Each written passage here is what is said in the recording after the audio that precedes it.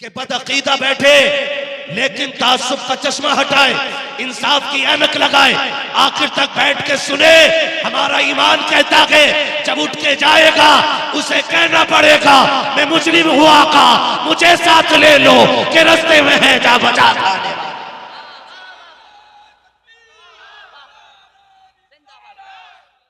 हुजूर की महफिल का सबसे बड़ा उसूल यह है कि यहां जो जितना छोटा होके आएगा उतना बड़ा होके वापस आएगा। उनकी महफिल में जितने छोटे होके बैठोगे उतने बड़े होके जाओगे, और यहां जितने बड़े बन के बैठोगे उतने छोटे हो। अपनी शायरी में उसे 1 मिनट में कह लेता है। समंदर को एक कूजे में जो इकट्ठा कर दे उसी को शायर कहते हैं। शाहिर रजा साहब बरेली शरीफ का जिक्र कर रहे थे, तो यकीन जाने कि मैं तकरीबन 2008-9 में पहुंच गया था। और ये करम है रब का कि जामिअतुल रजा के अव्वलीन फारिगीन में हमारा नाम आता है। खुदा सलामत रखे हमारे नकीब अहले सुन्नत भाई शाहिर रजा साहब को। उनसे पहले हिंदुस्तान का वो खूबसूरत लबो लहजा जो खूबसूरत भी है और खूबसीरत भी है। शाही भाई कह रहे थे इस बात को कि सैफ भाई बहुत संजीदगी से पढ़ते हैं। इसमें मैं थोड़ा सा इजाफा कर दूं, संजीदगी से भी पढ़ते हैं और अदब के साथ भी पढ़ते हैं। और नात वही पढ़ने सुनने में मजा आता है कि जिसको हम बैठ के हिंदुस्तान में सुन रहे हो और दिल गुंबदे खजरा का तवाफ कर रहा है। और इसी को आशिकी कहते हैं। मेरे इमाम ने पहले कह दिया था और इश्क का उसूल सिखाया था कि जानो दिल होशो खिरत सब तो मदीना पहुंचे।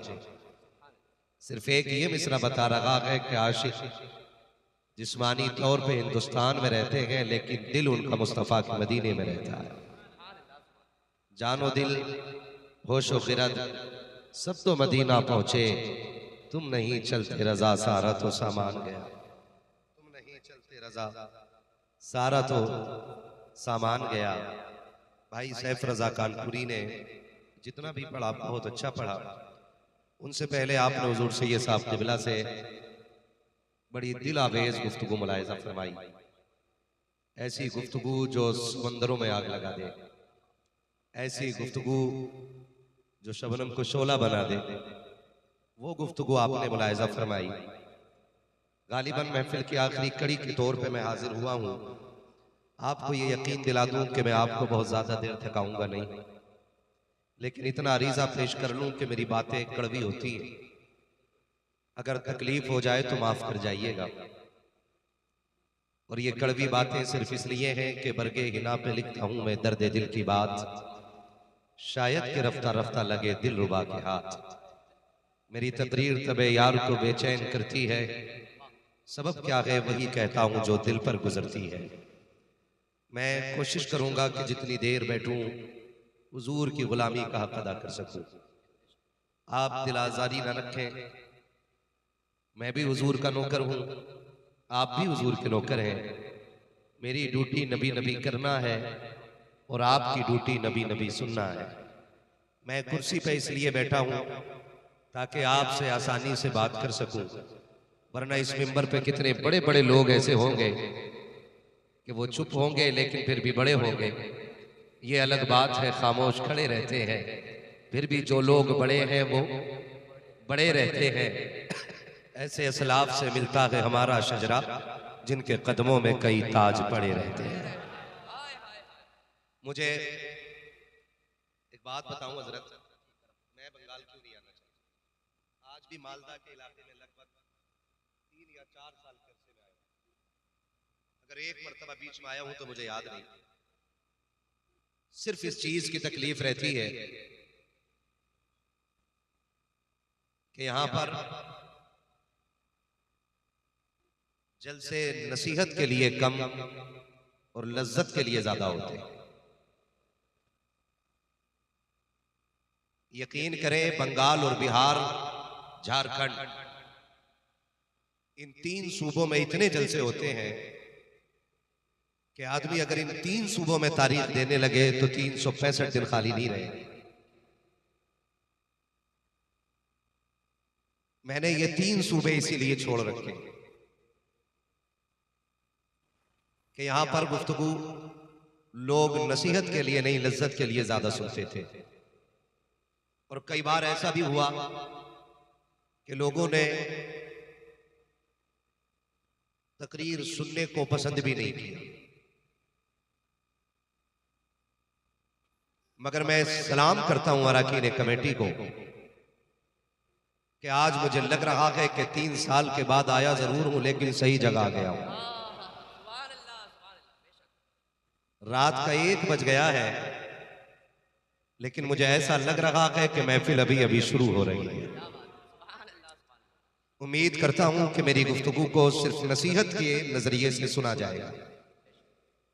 अगर कोई मेरे लिए आया हो तो भी चला जाए, सैफ भाई के लिए आया हो वो भी चला जाए, हमारे नकीब अहले सुन्नत के लिए आया हो वो भी चला जाए। यहां सिर्फ वो बैठे जो मदीने वाले मुस्तफा के लिए आया है। मैं देख रहा हूं कि कुछ लोगों के हाथ बड़ी मोहब्बत से उठ रहे हैं और कुछ लोग घूर के देख रहे हैं। कई लोगों को यह भी लगता है, मेरी जबान समझ रहे हैं ना आप लोग, कई लोगों को यह भी लगता है कि नहीं नहीं सुभान अल्लाह कहना छोटे लोगों का काम है, बड़े लोग खाली चुप बैठ के सुना करते हैं। कल ये तबसरे होंगे और ये बात कही जाएगी कमेटी वालों से, कई निकम्मे लोग कहेंगे क्या मिला जलसा करा के, गए तो हम भी थे, लेकिन जैसे गए वैसे ही आगे, कोई फायदा हुआ तो मैं जहन नशीन करा दूं कि ये तो मालदा के इलाके का, हिंदुस्तान का जलसा है। कई बार लोग मदीने से भी खाली लौट आते हैं। क्या इशारा है, बहुत अच्छा। हाँ, बहुत अच्छा। कई बार लोग मदीने से भी खाली लौट आते हैं, तो इसका मतलब ये बिल्कुल नहीं है कि मदीने से भीख नहीं मिलती है। बहुत लोग जाते हैं और खाली, बोले मेरे साथ, खाली लौट आते हैं। क्यों? क्योंकि भीख लेने के लिए अदब का होना जरूरी होता है। अगर मैं गलत कहूं तो मिंबर से उतार दीजिएगा, और बात सच्ची हो तो दिल पे लिख लीजिएगा। पता चला 3 साल से रोज़े रसूल पे सफाई की ड्यूटी दे रहा है। बेअदबी का आलम यह है कि जूते पहन के टहलता है और फिर सुन्नियों से कहता है हुजूर जिंदा होते तो हमें दिखते नहीं। हम तो 3 साल से जालियों पे ड्यूटी दे रहे हैं। तो हम सिर्फ एक बात कहेंगे, उन्हें देखने के लिए उनके शहर में महीने साल गुजरना जरूरी नहीं, उन्हें देखने के लिए दिल में इश्क अहमद रजा का होना जरूरी होता है। नारे तकबीर, नारे रिसालत, हाथों को उठा के इश्क मोहब्बत, इश्क मोहब्बत, आला हज़रत, इश्क मोहब्बत, इश्क मोहब्बत। तवज्जो है सारे लोगों की। जिंदाबाद। आप 3 साल में हुजूर को न देख सके और एक आशिक हिंदुस्तान से गए। तेरी सैलरी 40,000 रुपये है और तू दावा करता है कि जी मैं जूते पहन के क्यों ना टहलूं, मैं यहां का मुलाजिम हूं। और एक वो गया था मदीने जिसकी राहों में लोग आंखें बिछाते थे, जिसके कदमों पे लोग जाने कुर्बान करते थे। इतना बड़ा अल्लामा कि जिसने हजारों किताबें लिखी थी, इतना बड़ा आशिक कि जिसने इश्क को 2 बातों में बयान किया था और कहा था इश्क तेरे सस्ते, जलने से छुटे सस्ते, जो आग बुझा देगी वो आग लगाई है, जो आग बुझा देगी वो आग लगाई है। जब वो गए ना तो आला हजरत बन के नहीं गए, अल्लामा बन के नहीं गए, बहुत बड़े मुहद्दिस बन के नहीं गए, बहुत बड़े मुफस्सिर बन के नहीं गए।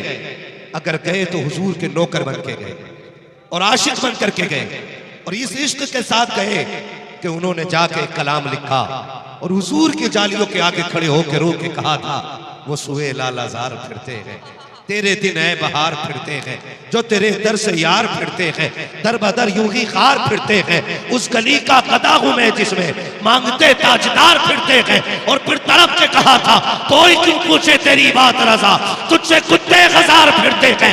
जब इतना कहा आका ने सारे पर्दे हटाए और जलवा दिखाया। फिर बरेली के इमाम ने कहा था, तू जिंदा के वल्ला, तू जिंदा के वल्ला, मेरे चश्मे आलम से छुप जाने वाला।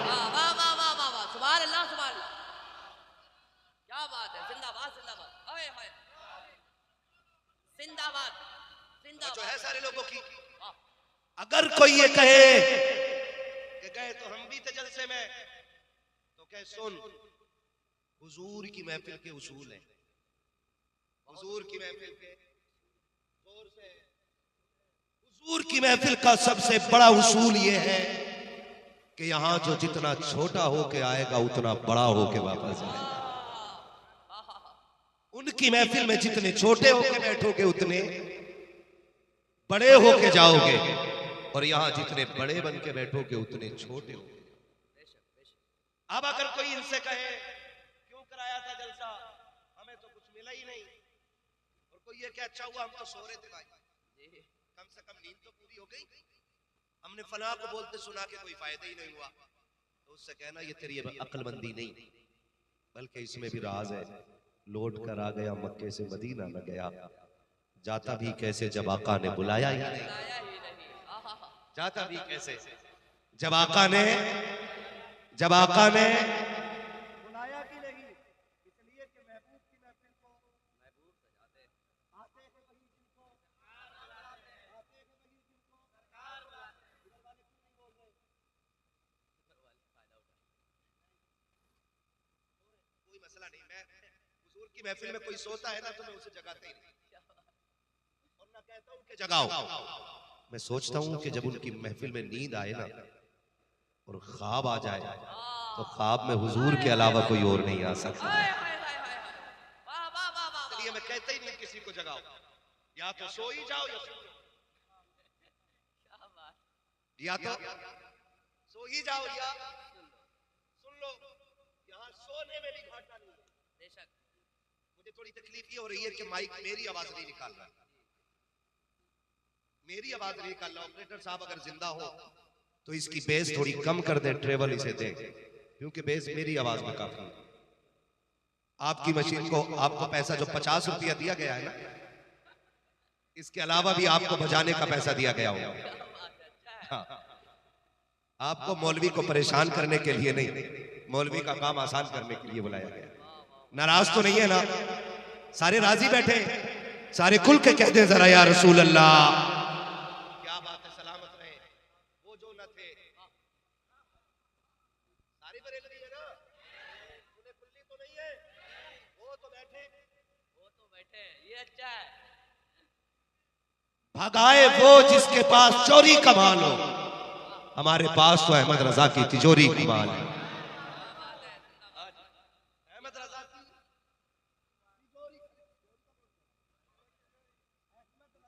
तिजोरी का माल है। किसकी तिजोरी का? अहमद रजा की तिजोरी का। और हमें अपनी हक़ानियत पे इतना यकीन है कि बदअक़ीदा बैठे लेकिन तासुब का चश्मा हटाए, इंसाफ की ऐनक लगाए, आखिर तक बैठ के सुने।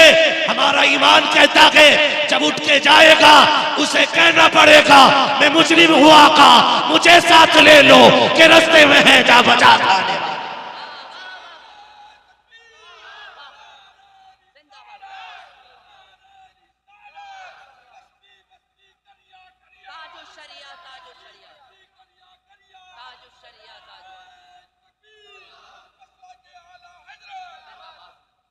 खैरियत है सारे लोग?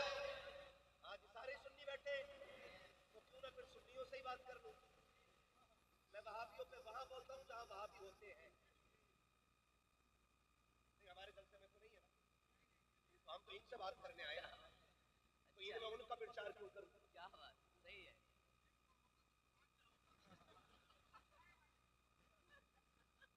कर लूं आपसे थोड़ी सी बातें।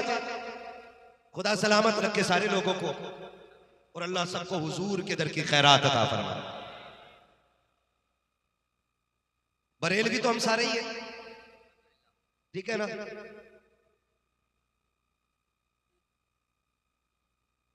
पीर भी सभी के होंगे लगभग।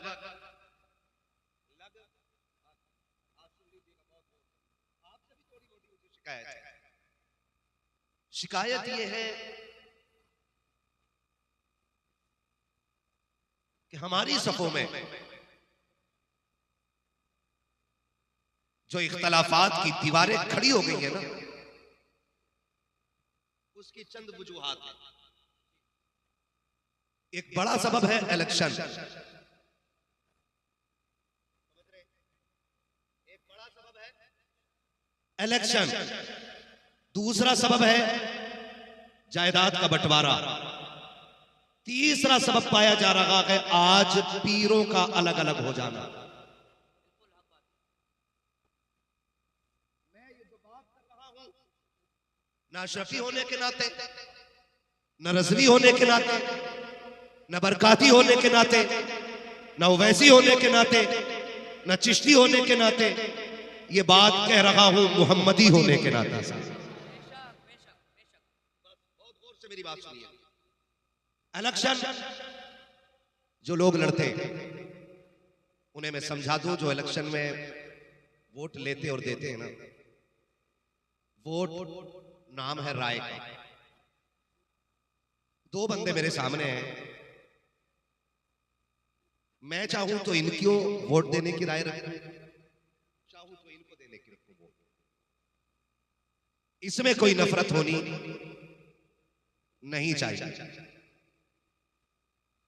लेकिन होता क्या है, होता इलेक्शन है ना, तो भाइयों में नफरतों की दीवारें खड़ी हो जाती हैं।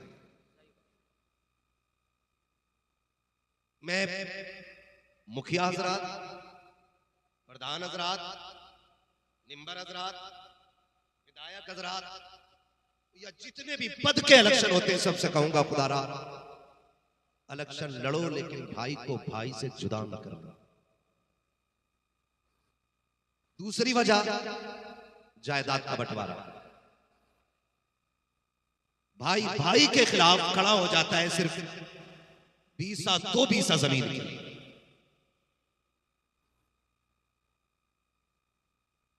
आप अगर ये चाहते हो कि हमारी दुनिया भी अच्छी हो और आखिरत भी अच्छी हो,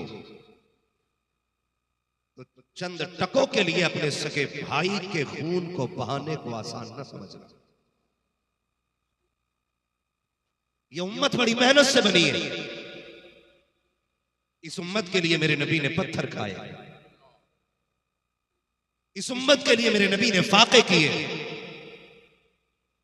इस उम्मत को बनाने के लिए मेरे नबी ने अपने चचा के जिगर के टुकड़े देखे, इस उम्मत के लिए मेरे नबी ने शाबे अबी तालिब की सख्तियां सही।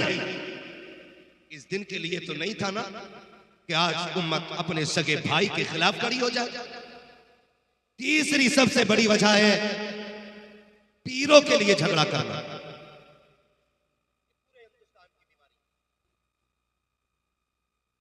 सुने, हम रज़वी बाद में, अशरफी बाद में, हशमती बाद में, चिश्ती बाद में, बरकाती बाद में, उवैसी बाद में, ये सब कुछ बाद में है, मोहम्मदी सबसे पहले है। बुरी लग रही होगी ना ये बात? मैं हुजूर के मिंबर पे बैठ के इसका हक अदा करते हुए पूरी गारंटी से कहता हूं, अगर दिल में बुग़्ज़ है ना, तो किसी का बाप भी शफाअत कराने के लिए तुम्हारे लिए खड़ा नहीं होगा। बात याद रखिए। अगर आपको कोई फ्री की जन्नत बांट के गया हो तो मुझे भी उसका पता बताइए, क्योंकि फ्री की जन्नत मुझे भी चाहिए। जन्नत इतनी सस्ती नहीं है जितनी हमने समझ रखी है। जन्नत सस्ती होती तो बिलाल कोड़े न खाते, जन्नत सस्ती होती तो जुमैरा की आंखें ना निकाली जाती, जन्नत सस्ती होती तो सुमैया के टुकड़े ना होते, जन्नत सस्ती होती तो करबला में 72 शहीद ना होते। और आज जन्नत का मयार क्या है? जिस पीर का हाथ चूम लो, कोई कह देता 500 का नोट देख के जिसे जन्नत ही देखना, इसे इतनी सस्ती जन्नत हो गई कि कोई भी शराबी पीर के हाथ में 500 रुपए दे और जन्नती हो जाए। इतनी सस्ती जन्नती हो गए कि अगर एक नंबर का नशाखोर 5 मिनट पीर के पैर दबा दे तो पीर आसानी से जन्नत बांट देता है।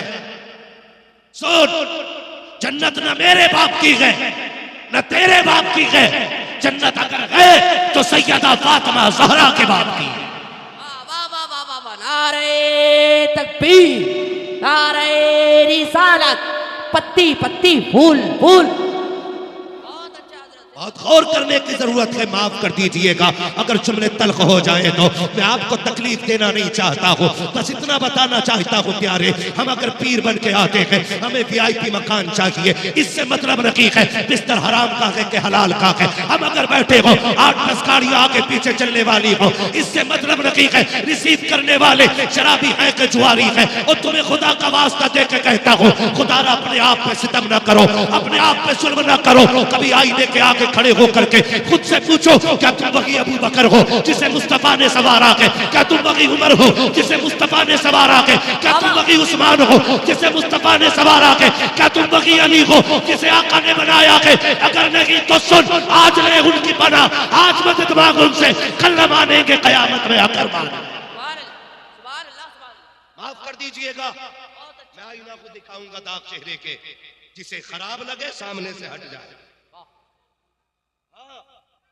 जिसे खराब लगे सामने से हट जाए। कभी आईने के आगे खड़ा होकर पूछना उससे, बता क्या ये वही चेहरा है जिसको हुजूर पसंद करते हैं?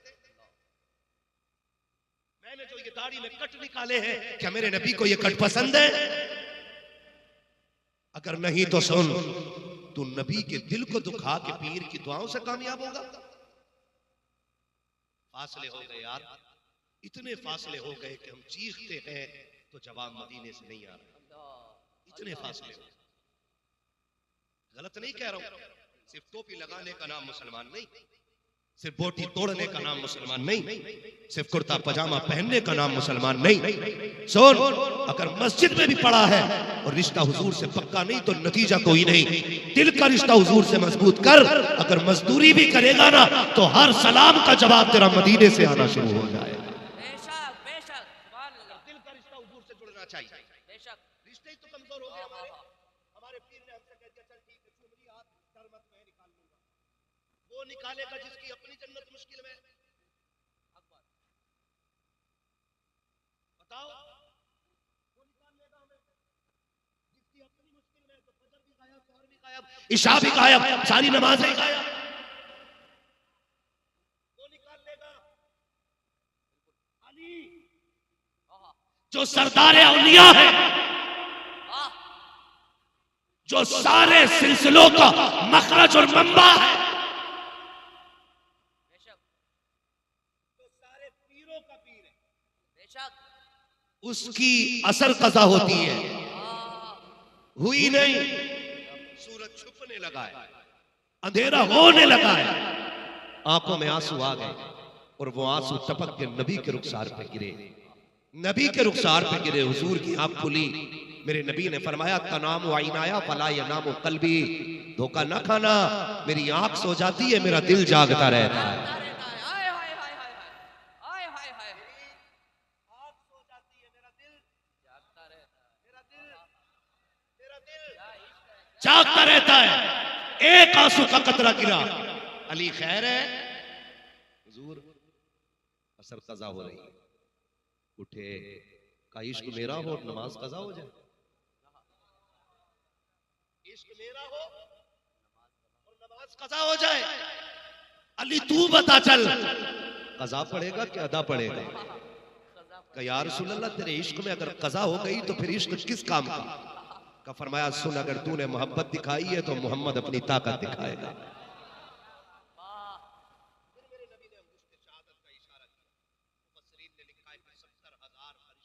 सूरज को नूर की लगाम डाल के पूरब से पश्चिम की तरफ खींच के ले जाते हैं। कितने फरिश्ते? जोर से कितने? जोर से कितने?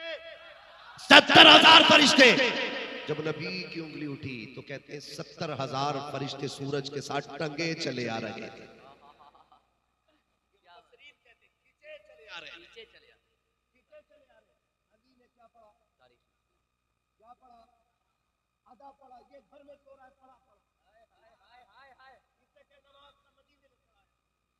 क्या बात है, अच्छा इशारा है।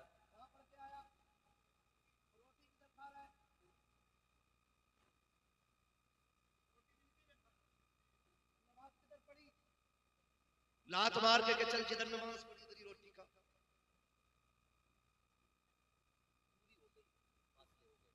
याद रखो ये कमियां हमारी नहीं है, ये कमियां हमारी हैं।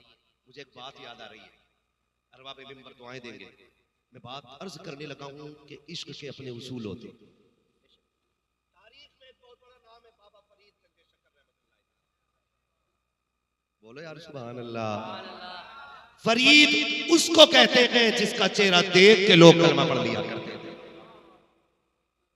जिसका चेहरा देख के लोग कलमा पढ़ लेते थे। हजरत फरीद पे, बाबा फरीद पे मुकदमा हो गया, इन्हें जेल में डालो। कहा क्यों? कहा इनके चेहरे में वो जादू है कि इन्हें देख के लोग कलमा पढ़ लेते हैं। मुकदमा हुआ, कोर्ट में बाबा फरीद हाजिर हो गए, है ना। तो जो मद्दे मुकाबिल था उसने कहा नकाब डाल के आना,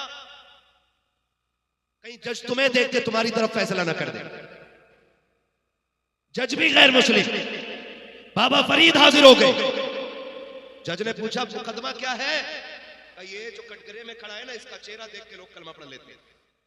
और याद रखिए पीर होते ही वो है जिसे देखो तो खुदा याद आए, जिससे मिलो तो मुस्तफा याद आए। क्या बात, बेशक होता ही वो है वली और पीर, जिसे देखो तो खुदा याद आए, मिलो तो मुस्तफा याद आ जाए। अल्लाह वालों के चेहरे को देख के खुदा याद आता है। बाबा फरीद को खड़ा किया। जज ने कहा जी कौन है फरीद? का ये जो कटघरे में खड़ा है। जज ने कहा ये कैसे हो सकता, किसी का चेहरा देख के कोई धर्म छोड़ दे? मैं देखूं जरा चेहरे में ऐसा क्या है। पार्टी ने कहा ना जज साहब तुम न देखिए, अगर देख लिया। जज ने कहा मैं पढ़ा लिखा भी हूं, आज तक किसी किताब में यह नहीं लिखा कि कोई किसी को देख के धर्म छोड़ दे। कहा फरीद जरा नकाब तो हटाओ। फरीद ने जब नकाब पलटा तो जज भी कहने लग गया ला इलाहा इल्लल्लाह। जज ने कलमा पढ़ लिया। घर गए, घर बड़े खुश। अम्मी ने कहा बात क्या है? अम्मी तेरे फरीद के चेहरे में रब ने कमाल रखा है, तेरे फरीद के चेहरे में रब ने कमाल रखा है। बेटे क्या? अम्मी जो मुझे देखता है मुसलमान हो जाता है। जब इतनी बात फरीद ने कही है, माँ ने मुस्कुराना शुरू कर दिया था। जब मुस्कुराई माँ, अब फरीद कह रहे हैं अम्मा कुछ कहा नहीं तुमने, मुस्कुराना क्यों शुरू कर दिया? कहती बेटे क्या कहूँ? कहा अम्मा बता तो सकी, तेरे बेटे के कमाल पे तुझे खुशी नहीं हुई? कहा जब माँ ने इतना सुना तब फरीद के कंधे पे हाथ रख के कहा था ओ मेरे लाल मेरे जिगर के टुकड़े, ये जो तुझे देख के लोग कलमा पढ़ रखे हैं ये तेरा कमाल नहीं बल्कि तेरी माँ का कमाल है। कहा अम्मी कैसे? कहा जब मैं तुझे दूध पिलाती थी और ताज्जुद के सजदे करती थी तो मैं रब से कहती थी अल्लाह मेरे लाल को ऐसा बनाना जो इसे देखे तेरे दीन में दाखिल हो जाए। वाह वाह वाह वाह वाह वाह वाह वाह, सुभान अल्लाह सुभान अल्लाह सुभान अल्लाह सुभान अल्लाह। तो मेरी थी। जब इतनी बात कही ना बाबा फरीद रोने लग गए, कहने लगे फरीद तुझे क्या बताऊं? माँ ने कहा फरीद तुझे क्या बताऊं, जितने दिन मैंने तुझे दूध पिलाया है कभी बगैर वुजू नहीं पिलाया था। आज मैं पूछना चाहता हूं बहन बेटियों से और माओ से, ये ना किया करो हम शुरू हो जाए करें तो तुम भी शुरू हो जाए। हाँ मैं पूछना चाहता हूं बेटियों से, आज बच्चा रोया क्या हुआ? मोबाइल है ना, सबके घरों में यही हो रहा है ना। अभी 6 महीने का बच्चा नहीं है, तुम उसके हाथ में दे दी, अब वो उसे देख रहा है, इसकी आवाज से निकल रही है, आवाज की धमकी हो तो बोल बज रहा है, फिर जब यही बेटा जवान होकर डीजे बजा रहा है, कह रहे मौलवी साहब की तकरीर से फायदा नहीं हो गया, तूने लहू में जहर बोल दिया है, मौलवी की एक तो खुराक उसके लहू को कैसे बदल सकती है? आप बताइए।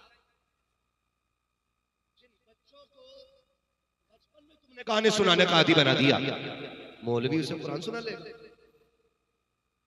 बताओ आप, हो सकता है जवानी की दहलीज पे कदम रख कटीजे में जा रहा और आगे बड़ा जूता लेके खड़ा हो गया बाप के मुंह पे, कह रहे हो भाई जलसों का कोई फायदा नहीं, कल भी लल्ला ने मारा था आज फिर मार दिया।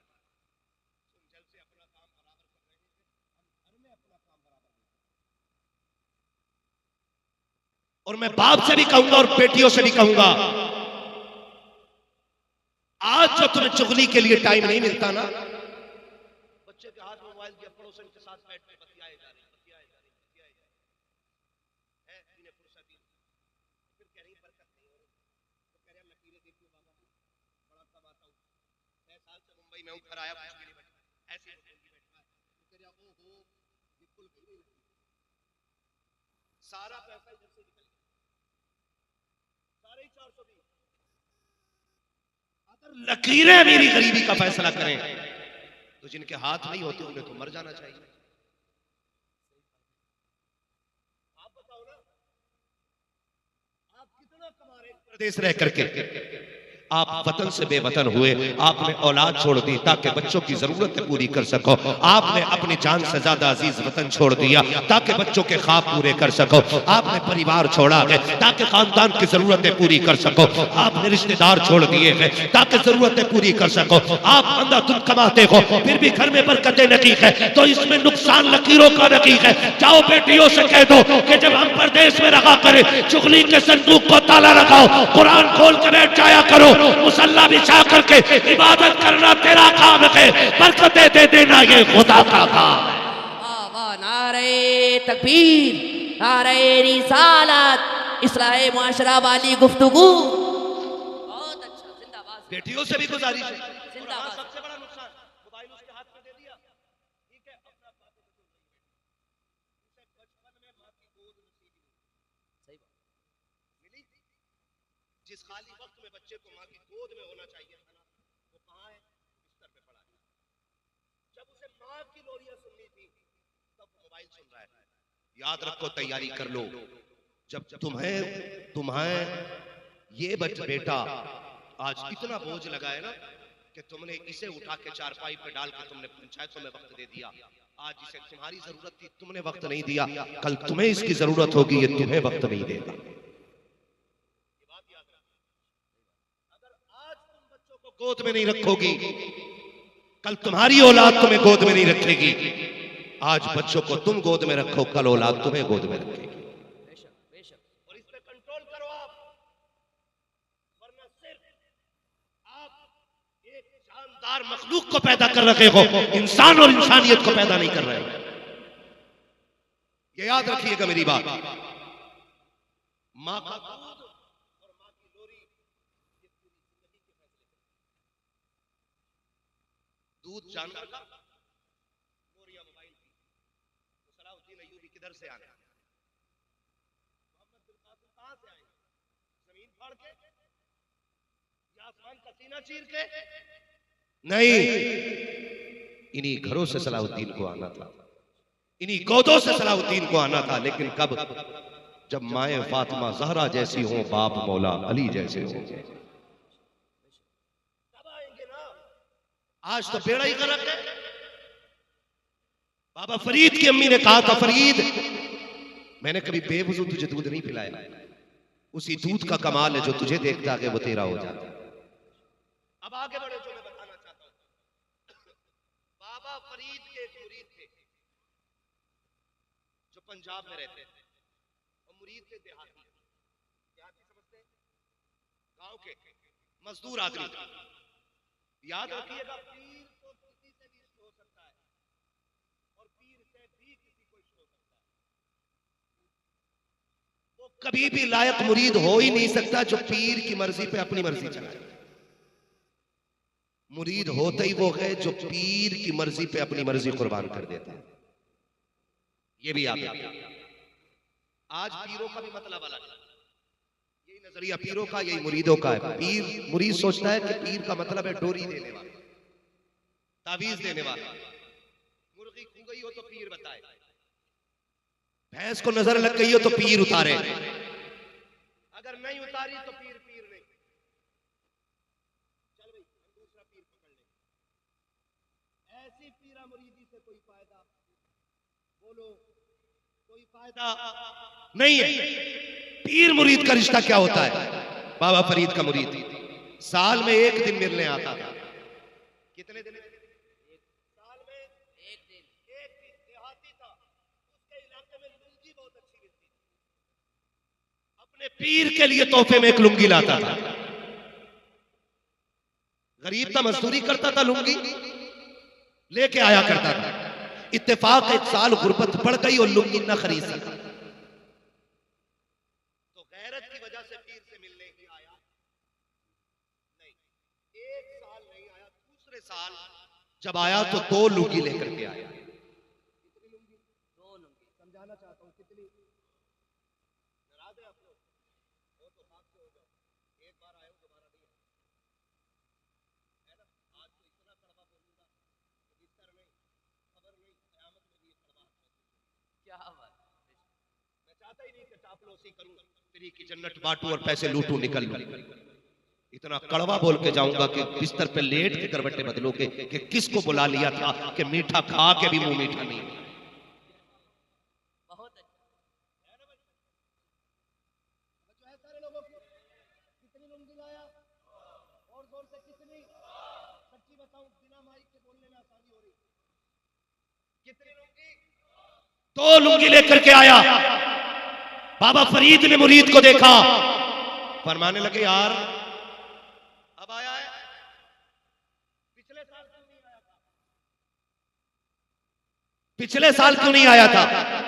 तवज्जो है, यही जुमले गौर के। कहा पिछले साल क्यों नहीं आया था? तुझे पता है मैं 2 साल से तेरी रात तक रहूं, 2 साल से मुझे तेरा इंतजार है। तुझे पता है जब साल पूरा हुआ गया तब मेरी बेकरारी का हाल क्या था?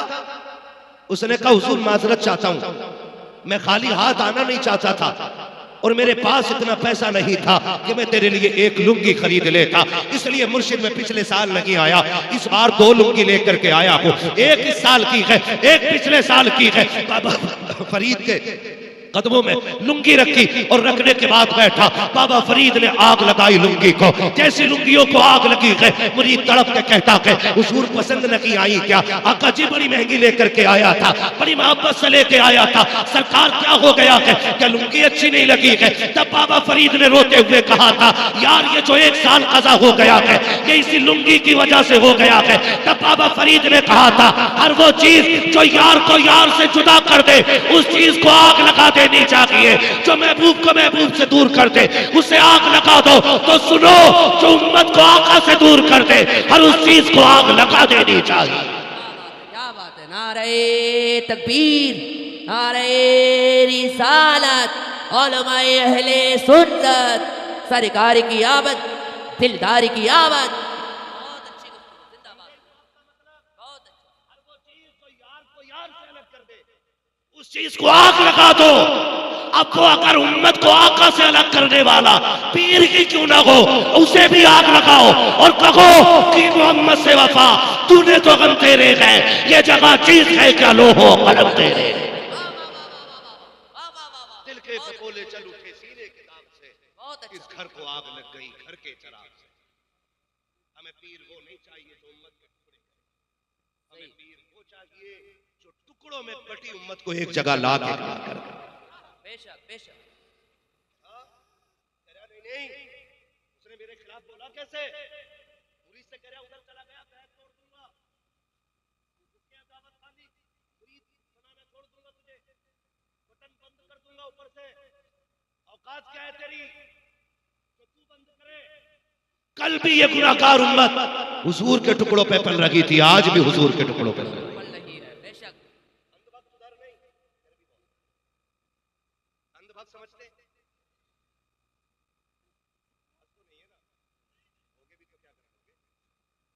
अंधभक्त उधर नहीं इधर भी है।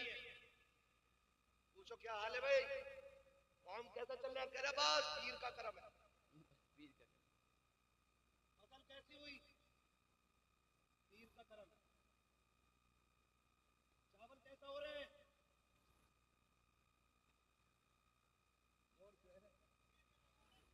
पीर का करम है। और फसल मारी गई में घर बैठे हैं तो कहां कभी पीर का किधर ओ अल्लाह ने बेमौसम बारिश कर दी। अगर अजाब आता तो कह रहे बेमौसम बारिश हो गई, वो फसल अच्छी हो जाए तो पीर का करम। ये डंडी नहीं मार रहे हम लोग, बोलो ये कर रहे हैं कि नहीं सितम हम?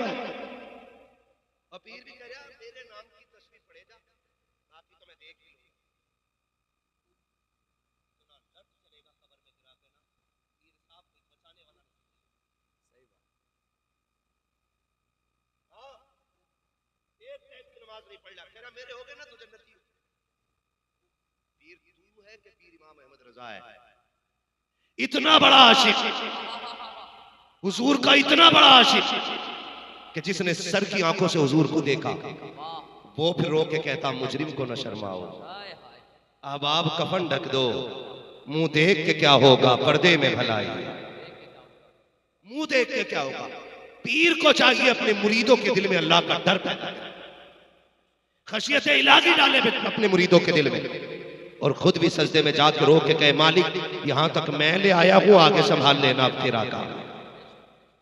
और याद रखिएगा हम इन झगड़ों से निकले, सारे सिलसिले एक ही नहर में जाके गिरते हैं, एक ही समंदर में जाके गिरते हैं, और उस समंदर को हैदर कर्रार मौलाए कायनात कहा जाता है। जब सारे सिलसिले वहां तक जा रहे हैं तो हम होते कौन है किसी भी पीर को बुरा कहने वाले? हम होते कौन है किसी भी सिलसिले के खिलाफ बोलने वाले? कोशिश करें कि हर अल्लाह वाले की इज्जत करेंगे इंशाअल्लाह, वादा करते हैं इंशाअल्लाह। हर अल्लाह वाले की इज्जत करें, हर वली का एहतराम करें, हर पीर का एहतराम करें, इख्तलाफात खत्म करें, सफों में इत्तेहाद पैदा करें, मोहब्बतें बांटें, एक दूसरे के साथ प्यार तकसीम करें। अगर किसी से किसी की नाराजी है ना तो रब रसूल की रजा के लिए माफ करने के आदी हो जाए, माफ करेंगे इंशाअल्लाह। हम अपने दिलों में नरमी पैदा करें, नरमी। याद रखिएगा दिलों का नर्म हो जाना ये रब का सबसे बड़ा, दिलों का नर्म हो जाना ये रब का सबसे बड़ा करम है। कौन नहीं जानता इमाम गजाली? इमाम गजाली को पूरी दुनिया जानती है, इतना बड़ा मुत्तकी, इतना बड़ा पारसा कि अगर उसकी तसनीफ पढ़ो तो कलेजे कांप जाते। उनका इंतकाल हुआ ना, अल्लाह देखे कितना करीब है, उनका इंतकाल हुआ ना, उनसे पूछा गया हुजूर क्या बनी? फरमाने लगे बख्शा गया। देखने वाले ने ख्वाब में पूछा हमें पता है ना कौन सा अमल था कि जो बख्शिश हो गई, ताकि हम भी उसे मजबूती से करें। तो इमाम गजाली ने कहा और तो अमल मालूम नहीं। रब की बारगाह में मैं पहुंचा तो रब ने फरमाया जा गजाली तुझे बख्श दिया है। फिर मुझसे पूछा तुझे पता है मैंने क्यों बख्शा? मैंने कहा नहीं मालिक तू जानता है। तो रब ने फरमाया याद है तुझे कि जब तू कुछ लिख रहा था और तूने दवात में कलम डुबोया, उसकी निब पे आके मक्खी बैठ गई और वो उसकी रोशनाई पीने लगी, तूने हाथ रोक दिया था ताकि ये मक्खी अपना प्यास बुझा के खुद उड़ जाए, उसके बाद मैं लिखूंगा। कहा तूने एक मक्खी को पिलाया था पेट भर के, हम तुझे उसी नेकी के बदले में जन्नत दे रहे हैं। आज दिलों में नरमी नहीं, मोहब्बतें बांटें, प्यार बांटें, एक दूसरे को माफ करने का हौसला पैदा करें और सबको बता दें कि हम हुजूर के सच्चे गुलाम हैं। बताएंगे इंशाअल्लाह, माफ करेंगे एक दूसरे को। थोड़ा सा कड़वी बात पूछ लूं, है ना, ये हकीकत है। अभी मैं भाई शेर पर में बात की सारी सही बात है, के बारे में शेर पढ़ा जाता है, सारी चीज के सुभान अल्लाह कहते हैं। लेकिन एक बात बताओ यार, दिल पे हाथ रख के बताना, हम खतीब को पैसे दे सकते हैं माँ के नाम पे, शायर को पैसे दे सकते हैं माँ के नाम पे, नकीब को पैसे दे सकते हैं माँ के नाम पे, लेकिन माँ को पैसे नहीं दे सकते तवा के नाम पे। माँ को पैसे नहीं दे सकते दवा के नाम पे। बाप का खर्च उठाते हुए बोझ लगता है हमें। एक साल से बाप ने ना दवाई के रेपर का एक छोटा सा टुकड़ा तोड़ के तकिए के नीचे रख रखा। अगली सर्दी आएगी तो बेटे से यही सिरप मंगाऊंगा। बाप ने ना पर्ची निकाली और डरते डरते मुट्ठी में ली, बेटे के पास जाके कहता बेटे पिछले साल ये सिरप ला के दिया था, इस बार लाते खांसी शुरू हो गई है। वो बेटा यूं पकड़ के गुस्से में मुंह बाप के मुंह पे मार के कहता है, तुम्हारे खर्चे उठाऊं या अपनी औलाद के खर्चे उठाऊं? बाप उस दिन नहीं मरता जिस दिन वो कफन में लिपटा है। बाप उस दिन नहीं मरा जब उसकी मैयत का ऐलान मस्जिद से हुआ। बाप तो उसी दिन मर गया था जिस दिन बेटे ने बाप के मुंह पे उसकी जरूरत का पर्चा छाप दिया था। बाप उसी दिन मर गया था जिस दिन बेटे ने कहा था तुम्हारा खर्चा उठाऊं या औलाद का। सुनो और कान खोल के सुन, अमीर वो नहीं होते जो माँ बाप से छुपा के खाते हैं, अमीर वो होते हैं जो माँ बाप को खिला के खाया करते हैं। अमीर वो होते हैं जो माँ बाप को खिला के खाया करते हैं। और कितने नादान तो ये कह देते हैं मेरे अब्बा ने मेरे लिए किया ही क्या। गलत नहीं कह रहा हूं, हम लोगों के पास फोन आते हुआ करियो जी अब्बा 6 महीने से पेट पे पड़ा है, अब बहुत हालत खराब है, उनकी मट्टी प्यारी हो जाए अल्लाह। ये जुमले बेटे बोलते हैं हमसे, पैर कांप जाते हैं पैर।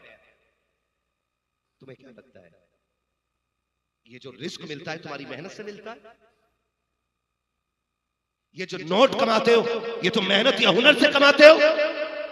नहीं, फरमाया गया ये जो रिस्क मिलता है तुम्हारे घर के ज़ईफों की दुआओं के सदके में मिला करता है। ज़ईफों की दुआओं के सदके में अल्लाह रिस्क अता फरमाया करता है। और कह रहा कि दुआ कर दो अल्लाह को मिट्टी प्यारी हो जाए। बातें हो रही है घर में बैठ के, कह रहा कुछ दिन की बात, अब्बा चले जाएंगे ना तो फिर 3-4 साल नहीं रहेगी, हिसाब लगा, अब्बा चले जाएंगे ना तो ये जगह मेरी हो जाएगी, अब्बा चले जाएंगे तो घर बड़ा हो जाएगा, अब्बा चले जाएंगे तो बिस्तर मिल जाएगा। तुझे खुदा का वास्ता दे के कहता हूँ, बाप अगर बिस्तर पे भी पड़ा है तो उसकी लंबी उम्र की भीख मांगा कर झोली फैला फैला के, इसलिए कि वो बिस्तर पे पड़ा बाप बोझ नहीं है बल्कि रहमतों के नुज़ूल का सबब हुआ करता है। तू नहीं जानता है ये बिस्तर पे पड़ा बाप कितना कामयाब है तेरे लिए, कितना कीमती है तेरे लिए। जब तू कोई पाप करके आता है तेरे गुनाह रिस्क को तंग करते हैं लेकिन बाप की सांसें रोक देती है। तू जब तबाही करके आता है अल्लाह का अज़ाब तुझे घेरता है, बिस्तर पे पड़े बाप की आंखें तुझे मुसीबत से बचा देती है। तुझे क्या लगता है कि बिस्तर पे लेटा बाप जिस दिन बिस्तर से उठ जाएगा तेरे लिए राहत के दरवाजे खुल जाएंगे? नहीं, खुदा की कसम खा के कहता हूँ, याद रख जिस दिन ये बाप चला गया और बिस्तर खाली हो गया, आना तो घर के अंदर तुझे महल तो दिखाई देगा लेकिन रौनक नहीं मिलेगी, तुझे हवेली तो दिखाई देगी बरकत नहीं मिलेगी, इसलिए कि महलों की बरकतें ईंटों से और रंगो रोगन से नहीं बल्कि घर की बरकतें माँ बाप के कदम से हुआ करती। सुभान अल्लाह, नारे तकबीर, नारे रिसालत, अज़मते वालिदैन, अज़मते वालिदैन। ये कभी मत कहना अब्बा मेरे लिए किया क्या है, किया क्या। सुन, तू पैदा हुआ कितने दिन हुए थे? 8 दिन। तेरी सांस अटक गई, डॉक्टर ने कहा कि इसके दिल में सुराख है। क्या कहा? जोर से, दिल में सुराख है। सारे बेटे ऐसे नहीं होते, कुछ बेटे अपने बाप के लिए जान भी दे देते और वही बेटे लायक होते हैं जो अपने बाप को अपनी जान से ज्यादा प्यार करते हैं। याद रखिएगा मेरी बेटी, दिल में सुराख। डॉक्टर ने कहा भाई ये बचने वाला नहीं। क्या पड़ोसी से पूछ लो, आज 6 महीने हो गया, आज तेरे मुंह में जबान लग गई है, आज तू बात करता है पापा से कहता चुप रहो, तुम क्या जानते हो। सुन, ये तेरे दर्द को तब जानते थे जब तू अपने दर्द को बयान न करता। आज कह रहा है इनसे चुप रहो, होते कौन बोलने वाले।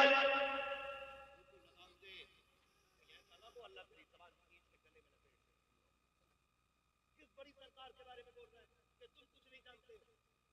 सुन, तेरे दिल में सुराख, डॉक्टर ने कहा नहीं बचने वाला। किसी ने कहा फला पीर पे ले जाओ, उस पीर के पास गए। किसी ने कहा फला मजार पे ले जाओ, उस मजार के पास गए। किसी ने कहा फला दरगाह पे चले जाओ। आंधी बारिश तूफान कुछ नहीं देखा, तुझे लेके चक्कर काटते रखे, तुझे गोद में उठा के फिरते रखे। जब कहीं से जिंदगी ना मिल सकी फिर डॉक्टर के कदमों में ला के तुझे रखा और कहा था डॉक्टर चल ऐसा कर मेरा दिल निकाल ले, मेरे बेटे के दिल डाल दे। डॉक्टर की चीख निकल गई, अब्बा क्या कह रहा है, तेरी पूरी जवानी पड़ी है, इस बच्चे के लिए दिल दे रखा है। बाप तड़प के कहता है यार मैं ना रहा तो क्या हो सकता है, कम से कम मेरे बेटे को जिंदगी मिल जाए। मैं देख चुका हूं जो मैंने नहीं देखा है वो मेरा बेटा देख के दिखा। आज उनके लिए मौत की भीख मांगते हो, खुदा का वास्ता उनके पैरों में बैठा करो। लोग कहते पीरों पे क्यों बोलते हो, ये अंधभक्ति बन जाते हैं। पीर के पैर चलते गुलाब जैसे पीर, जब 24 घंटे इसी में रहेगा वो, तो गुलाब जैसे नहीं होंगे। तुझे पीर के पैरों में गुलाब दिखाई दिया, बाप के पैरों की ठेटे दिखाई नहीं दी। पूछा ये छानों के निशान कैसे? कभी पूछा आज तक तेरा ये हिस्सा जमीन पे पूरा क्यों नहीं रखा जाता? वो कहेगा कौन? मेरी ड्रेस बननी थी, मैं गरीब था, मुझ पे कुछ भी नहीं था, और तूने स्कूल से आके खबर सुना दी कि मेरे टीचर ने कहा है कि कल ड्रेस नहीं लेके आना है। कौन? मुझ पे तो कुछ भी नहीं था, सब छुट्टी करके शाम को बच्चों में आ गए थे, मैं रात के सन्नाटे में ओवर ड्यूटी करते हुए तेरे लिए कमा रहा था। जब सब बिस्तर पे लेटे थे, बेटे मैं तेरे लिए सब्जी मंडी में बोरी हो रहा था। बेटे तू सुबह को बाद में उठा था, तेरा बाप ड्रेस पहले लेके आ गया था। पूछना उससे ये तेरे पैर इतने सख्त क्यों हैं? वो कहेगा सुन, मैं तेरे लिए साइकिल खींचता रहा, इसलिए मेरे पैर सख्त हो गए। वो तुझे बताएगा ओ खुदा का वास्ता कभी इनके पैर दबाया करो, इनके तलवों पे तेल मला करो, इनके कंधों पे बैठ के ना बैठ के सराहने कंधे दबाया करो और कहा करो तूने बड़े दुख उठाए मेरे लिए, अब मैं बड़ा हो गया हूं, तुझे दुख में जाने नहीं दूंगा। खुदा की कसम, जो मंजिलें और जो मरातिब 12 साल के जंगल में इबादत करने से नहीं मिलते, वो माँ की 2 दुआइया जुमलों से खुदा अता फरमा दिया। एक बंदा ना मदीने शरीफ गया, की बारगाह के हाथ सीधे के मक्के शरीफ गया, माँ को कंधे पे बैठा के ना उसने तवाफ कराया, और तवाफ के बाद ना कहा माँ लेट जरा, माँ लेट जरा, उसने लिटाया और माँ के पैरों में बैठ के ना कल्बों में झांकने लगा। माँ ने कहा पगले क्या कर रहा है? कहा माँ हुजूर ने कहा माँ के कदमों के नीचे जन्नत होती है, अभी देख रहा हूँ वो जन्नत किधर है। जब उसने इतनी बात कही ना, माँ हरम में लेटी, उसने झोली फैला दी, कहा मालिक मेरे बेटे की उम्मीद खाली न जाए। इतना कहना था, उसने क्या देखा कि जन्नत के महल्लात नजर आने लग गए। माँ वो होती है जो दुनिया में लेटे लेटे जन्नत दिखा देती है, और तू कहता है कुत्ते की तरह भूखा न कर, तूने मेरी बीवी का जीना आराम कर दिया, तेरे जुमले मेरी बीवी को अच्छे नहीं लगते, घर में रहना, मेरी बीवी को कुछ मत बोलना। और सुनो, अगर किसी की बीवी इस बात में मजबूर करे कि माँ को चुनो या मुझे चुनो, तो मैं तुम्हें खुदा का वास्ता दे के कहता हूँ पहले समझाने की कोशिश करना, अगर फिर भी ना समझे तो बीवी छोड़ देना, माँ क्या छोड़ देना? डर के बोल रहे हो? खुल के बोलो। बीवी छोड़ देना माँ, इसलिए कि बीवी 1000 मिल जाएगी, माँ एक बार होगी,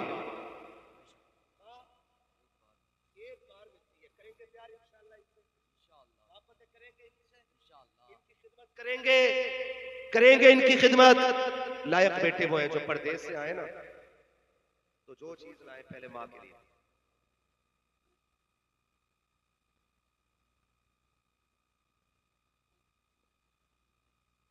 भाई देखो मैं इतनी करीब से बोल रहा हूं तब माइक नहीं पकड़ रहा है, अगले बार किसी और का साउंड लगवा लेना।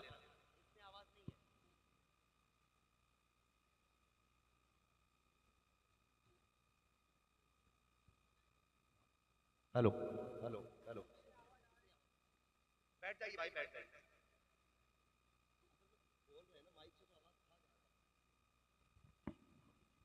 बैठ जाइए बस, जैसा भी रहा बस ठीक है। अल्लाह सलामत रखे, मोहब्बतों का शुक्रिया। जरा कह दें या रसूल अल्लाह। हाँ तो करेंगे इंशाल्लाह खिदमत माँ बाप की, जोर से वादा करें इंशाल्लाह। और ये बेटियां बैठी हैं, इनसे भी एक गुजारिश करके जा रहा हूं, आज बहू हो कल माँ बनोगी, आज बहू हो कल सास बनोगी, तुम्हारे भी आगे बहू आएगी। बेटा माँ के लिए क्या होता है ये तुम्हें तब पता चलेगा जिस दिन तुम्हारे बेटे की बीवी तुम्हें उससे दूर कराएगी। इसलिए आपसे कहना चाहता हूं मैं, जब शाम को शोहर थक के आया करे ना, एक गिलास ठंडा पानी दो, इज्जत से इस्तकबाल करो, और जब वो खाने के लिए बैठ जाए ना तो उससे कहो कि पहले मां को सलाम करके आओ। तुम ये कहो कि पहले मां को सलाम करके आओ, रोटी फिर खाइए, फिर खाना खाइएगा, आज से तुम ये अमल बना लो, ये औलाद तुम्हारी देख के सीखेगी ना, तो कल तुम्हारा बेटा तुम्हें पहले सलाम करेगा, फिर जाके बच्चों के साथ खाना खाएगा। बहुए अल्लाह माफ करे, हो तुम्हारे अब्बा की खांसी की आगे टिका नहीं करे, मुझे तो पलटी हो जा रही है।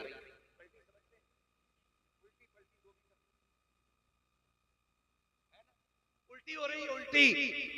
इतनी बुरी खांसी है तुम्हारी माँ की, तुम्हारा बाप खांसता रहता है, खाना नहीं खाया जा रहा है।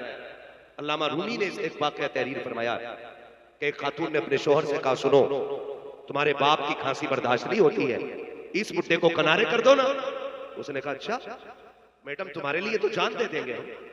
अब्बा को लिया, हाथ पकड़ा, जंगल में छोड़ाया, एक पुराना कंबल ओढ़ने के लिए दिया। कहने लगा अब्बा ये अपनी जायदाद है, यही वक्त गुजारना है।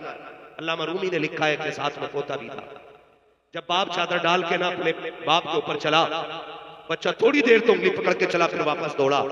कुछ ख्याल आया, अल्लामा रूमी लिखते हैं कि उसने दादा के कंधे से कंबल लिया, पैर के नीचे दबाया, उसके 2 टुकड़े किए और 2 टुकड़े करके आधा दादा को दिया, आधा अपने कंधे पे रख के चल दिया। बाप पैसे वाला था, उसने कहा यार ये क्यों लेके जा रहा है? क्या तेरे लिए कंबल नहीं? उसने कहा अब्बा मुझ में तो है, मैं इसलिए लेके जा रहा हूं कि कल जब तू बूढ़ा होगा ना तो मैं तुझे यही छोड़ने आऊंगा। आधा कंबल दादा को दे दिया गया और आधा कंबल ये तुझे दे के जाऊंगा। याद रखना, जैसी करनी वैसी भरनी। जैसे माँ बाप के साथ करोगे वैसा तुम्हारी औलाद तुम्हारे साथ करेगी। मेरे नबी क्या कमी थी हुजूर के आंगन में बताओ? 2000 से ज्यादा लक़ब तो खुदा ने दिए। कितने लाडला बेटा हो, 5-6 से ज्यादा नाम उसके नहीं होते। गुड्डू, पप्पू, चांद, सूरज, दही, दूध, गिलास, चाय, माँ बाप यही नाम रखते हैं। और हुजूर वो है जिसके रब ने 2000 से ज्यादा नाम रखे। बोलो यार 2000 से ज्यादा। लेकिन वो अज़मतों वाला नबी, हुजूर के चचा कभी पीछे चलते ना, हुजूर बाजू पकड़ के बगल में करते और कहते चचा मेरे पीछे न चला करो। कहते महबूब तेरे कदमों पे कुर्बान जाऊं, मेरी औकात में तेरी बगल में चलूं, मैं तेरे कदमों की खाक बनना चाहता हूं। तो मेरे नबी कहते थे नहीं चचा, लोग कहते हैं तुम्हारा चेहरा मेरे बाप अब्दुल्ला से मिलता है, जब तुम पीछे चलते हो तो ऐसा लगता है मेरे बाप की पीठ हो गई है। सोच, जो चचा को इतना भी इज्जत देता हो वो अपने बाप को कितनी इज्जत देने वाला बना होगा, आप खुद अंदाजा लगाइए। और ये बहुएं, अल्लाह इनका भला करे और इन्हें शूर बख्शे। और वो बेटे जो 18 साल की पढ़ाई एक रात में खत्म कर देते हैं, माँ 18 साल पढ़ाती है, 25 साल पढ़ाती है, बीवी एक रात पढ़ाए, अगले दिन पूरा मैटर चेंज, एक दिन में मैटर चेंज। कह रहा जैसा तुम कहोगे वैसे ही होगा। अम्मा अब्बा उनकी क्या, कमा तो मैं रहा हूं, हुकूमत तुम्हारी ना कराऊं तो नाम बदल देना। सुनो बेटो, और कान खोल के सुनो, और सासे भी कान खोल के सुने, गौर से सुने। मेरा नबी है, खदीजतुल कुबरा का आंगन है, आने वाली ये खातून है जिसे दुनिया हलीमा सादिया कहती है। आपको बोलना चाहिए, नहीं बोले कोई बात नहीं, लेकिन बोलना चाहिए। मेहमान कौन आया? हजरते हलीमा सादिया। ये हुजूर के घर आई। जब हजरत हलीमा सादिया आई तो हजरत खदीजतुल कुबरा, जितनी देर हजरत हलीमा रही बैठी नहीं हजरत खदीजा। हुजूर ने फरमाया खदीजा जब मेरी रिजाई मां आई थी तो तुम बैठी क्यों नहीं? कहने लगी वो मेरे महबूब की महबूबा मां थी, मैं इसलिए नहीं बैठी कि कहीं वो हुक्म दे और मुझे उठने में देर ना हो जाए। जिसे आप दिलो जान से चाहते हो खदीजा उसके हुक्म पे खड़ी ना हो, ये तो हो ही नहीं सकता। ये हर बहू को चाहिए कि अगर अपनी जन्नत बचानी है तो अपने शोहर की जन्नत की हिफाजत करें। और बेटों से गुजारिश करूंगा मां की भी कदर करें, बाप की भी कदर करें। रिश्तों को निभाने की कोशिश करें, निभाएंगे इंशाल्लाह, वादा करते हैं इंशाल्लाह। मौसम कौन सा है? जोर से है, पीछे वाले क्यों नहीं बोल रहे? गर्मी लग रही। मौसम कौन सा है? हर बेटे से एक बात कहना चाहूंगा, हम छोटे थे ना तो सर्दी में हमारी माँ 3 मरतबा कम से कम रात को कंबल चेक करती थी, बेटा कहीं खुल तो नहीं गया है, कहीं बेटे के ऊपर से कंबल गिर तो नहीं गया है। आज माँ बाप बूढ़े हो गए, उनसे लिहाफ संभलता नहीं है, आज रजाई का बोझ नहीं उठता उनसे, आज कंबल गिर जाए तो उठाया नहीं जाता। हर बेटे से गुजारिश है, रात को कम से कम 1 मरतबा माँ का कंबल जरूर चेक करेंगे, करेंगे इंशाल्लाह, करेंगे इंशाल्लाह। और हर बेटा अपने कंबल से अच्छा अपनी माँ को कंबल उड़ाएगा इंशाल्लाह। अपने बाप का बिस्तर अपने बिस्तर से अच्छा करो, अपनी माँ का बिस्तर अपने बिस्तर से अच्छा करो। हम जवान है, सर्दी में भी सो सकते हैं, माँ बाप से सर्दी नहीं संभाली जाएगी, इसलिए वादा करते हैं इंशाल्लाह, करेंगे इंशाल्लाह। हो रहा है उसका शजरा पढ़ने का, मैं तो सोच रहा हूँ माइक वाले का मर्जी है, 3 साल में आया था, इसने मेरी हाँ कमेटी वालों से छोड़ दो यार, वो याद आ जाता तो बता दो, नहीं है ना, कोई बात नहीं, मैं हुजूर का शजरा सुनाना चाहता हूँ।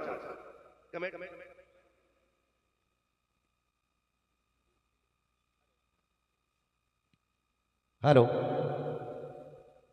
ये कुछ ठीक लग रहा है, शजरा सुना दो इसमें, है ना? कमेटी वालों की फरमाइश है, हमारे भाइयों की, कि लास्ट में हुजूर पहले वादा करते हैं माँ की इज्जत करेंगे इंशाल्लाह, एक दूसरे से प्यार करेंगे इंशाल्लाह, मोहब्बतें बांटेंगे इंशाल्लाह, किसी के पीर को छेड़ो मत, अपने पीर को छोड़ो मत, ये सबक याद रहना चाहिए। किसी के पीर को छेड़ो मत और अपने पीर को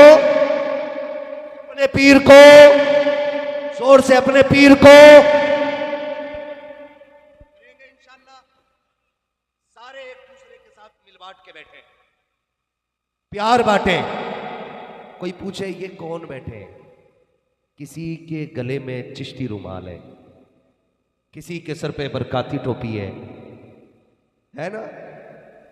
कोई रजवी रुमाल के साथ बैठा है, कोई कादरी पट्टा लगा के बैठा है, कोई अशरफी निस्बत लेके बैठा है, कोई अजहरी निस्बत लेके बैठा है।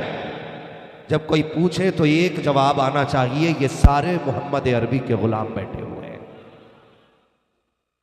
ये सारे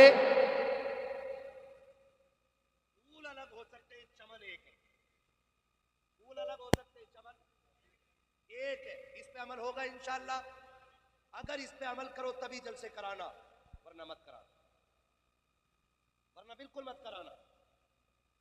अगर मोहब्बत बांट सको तभी हुजूर के नाम की महफिल सजाइए, वरना ये बिल्कुल मत कीजिएगा। तमाशे नहीं होने चाहिए, मेले नहीं होने चाहिए, हुजूर की गुलामी का हक अदा किया जाएगा इंशाल्लाह, करेंगे इंशाल्लाह। कितने लोग वादा करते हैं? हाथ उठा के करें इंशाल्लाह। अच्छा, जाहिर है झगड़े भी होंगे, अनबन भी होगी, सुबह ही जाके दरवाजा बजा देना।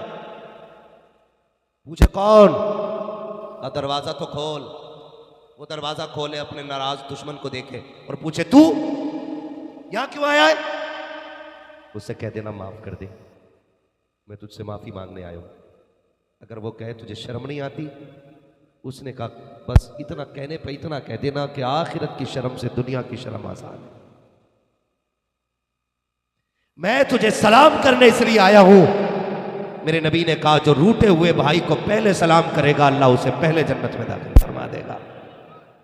करेंगे इंशाल्लाह, रूठे हुए भाई को मनाएंगे। सारे नहीं बोलने इसमें, मूंछ का झगड़ा खत्म कर लो, वरना याद रखना हुए नाम वरबे निशा कैसे कैसे, जमी खा गई आसमां कैसे कैसे, बड़े बड़े कब्रिस्तान में पड़े। आज मोहब्बतों की हवाएं चलाओ, चलाएंगे इंशाल्लाह, वादा करें इंशाल्लाह, और जोर से बोले इंशाल्लाह, है ना? अगर कोई बंदा महफिल से नारा लगाते तो मैं हुजूर का शजरा शुरू कर लूं। एक बंदा इधर से खड़ा होकर नारा लगा दे कोई हो।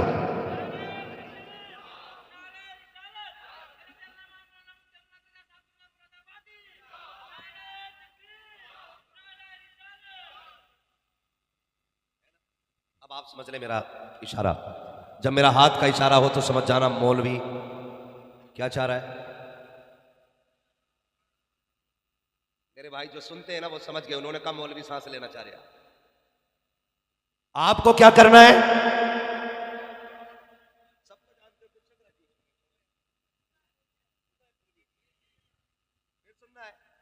इतनी सुस्ती से नहीं, जिस प्यार से सुनना चाहते हो उतनी जोर से बोले ना सुभान अल्लाह।